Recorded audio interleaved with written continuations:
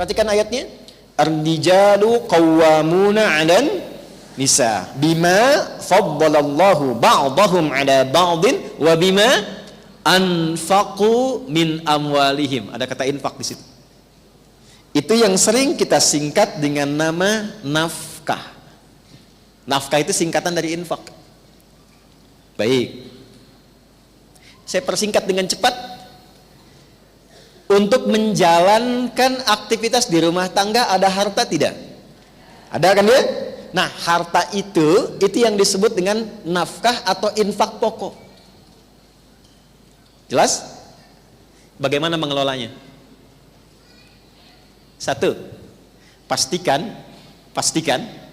jangan sampai disalurkan pada yang haram. Dapatnya halal, disalurkannya pun halal. Yuk kita lihat. Kita ambil dari pokok hadis Nabi saja.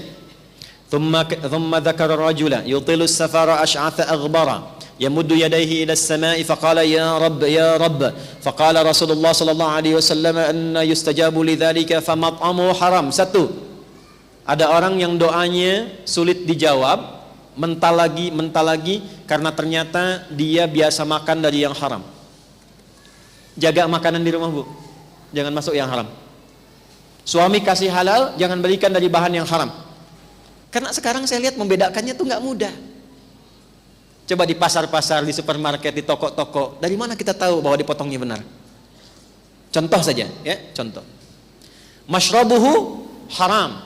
Yang tadi doanya sulit itu diterima karena minumannya haram. Maka jangan pernah buatkan sesuatu yang bersumber dari yang haram. Makanan, minuman. Perhatikan nih. Malbasu haram. Pakaiannya Allah nggak suka. Coba lihat pakaian anak-anak yang ibu belikan. Kan sudah ada ketentuan pakaian dalam Quran.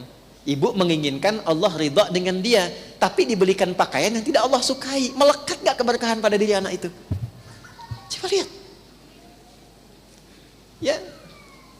Allah senang yang bagaimana? Allah senang seperti apa? Sementara orang tua memberikan pakaian yang Allah nggak suka, aurat yang terbuka, yang tampak,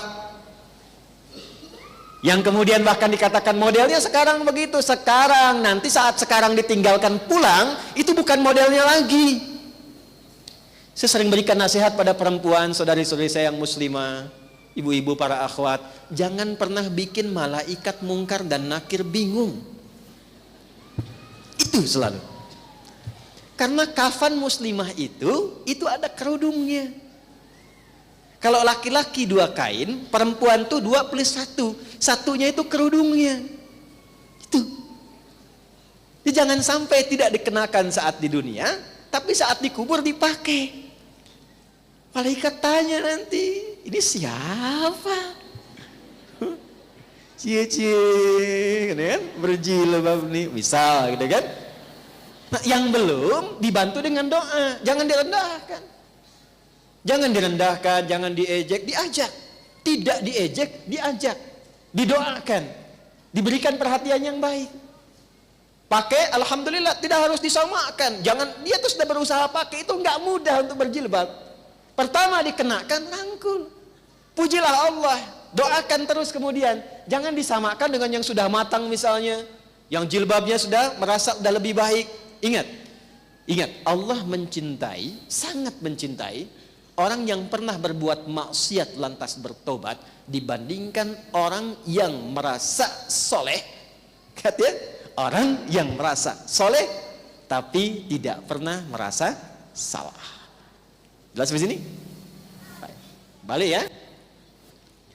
Terakhir, wa ghudhiya biharamin, perangkat hidupnya haram. Perangkat hidupnya haram, pastikan. Ya, perangkat hidup bukan pakaian saja. Saya suka begini, suka memberikan nasihat pada diri pribadi.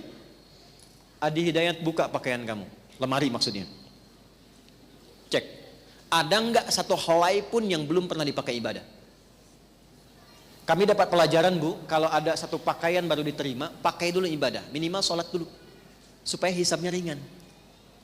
Jadi kalau Allah hisab, dari mana engkau dapatkan? Hadiah si fulan ya Allah, dan engkau maha mengetahui sebelum diberikan. Kemana engkau gunakan? Pakaiannya bersaksi, dipakai sholat ya Allah.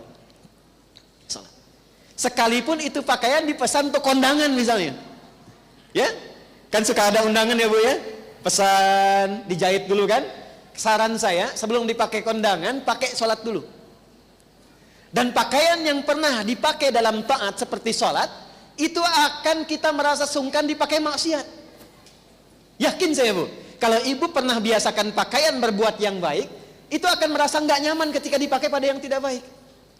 Pakaian itu akan nggak enak dipakainya. Ada orang gibah, ibu nggak enak.